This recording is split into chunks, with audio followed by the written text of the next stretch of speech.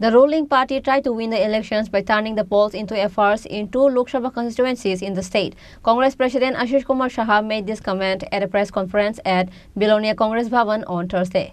Apart from State Congress Committee President Ashish Kumar Shah, District Congress Committee President Mridul Patari, Bilonia Block Congress President Devashish Mazumdar, SC and OBC Committee State Committee leadership were present at the press conference. আমরা জানি যে India জোটের নেতৃত্বে সারা দেশে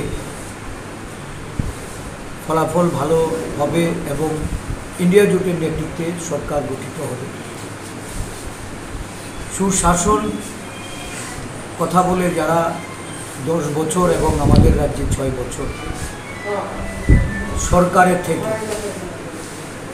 মানুষের কর্মসংস্থানের পথকে বন্ধ করেছে,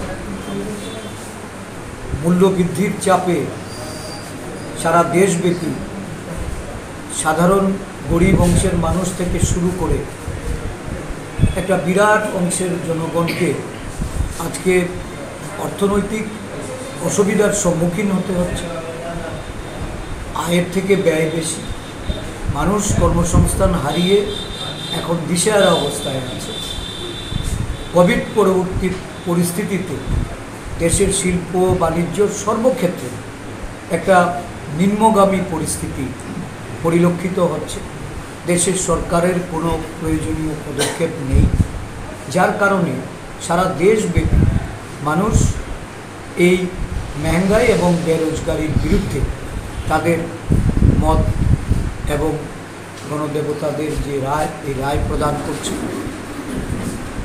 যারা এই দেশবাসীর আসল যে বাস্তব যে অসুবিধা বা তাদের যে সমস্যা, এগুলির দৃষ্টি ঘুরিয়ে শুধু বিভাজন এবং ধর্মীয় সুরসুরি দিয়ে নানা ধরনের অপপ্রচার করে ক্ষমতায় ফিরতে চাইছে, দেশবাসী তাদের প্রত্যাখ্যান করছে।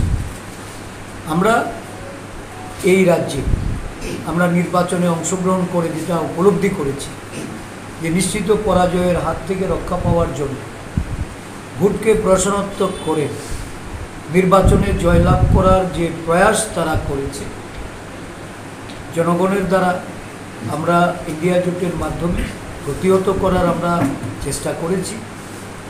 অনেক জায়গায় আমরা সেটা করতে পারিনি, আমরা অভিযোগ জানিয়েছি। দিল্লিতে গিয়েও নির্বাচন কমিশনের গোচরের সেই বিষয়গুলি আমরা তুলে ধরেছি। এখন অবধি নির্বাচন কমিশন নিশ্চয়।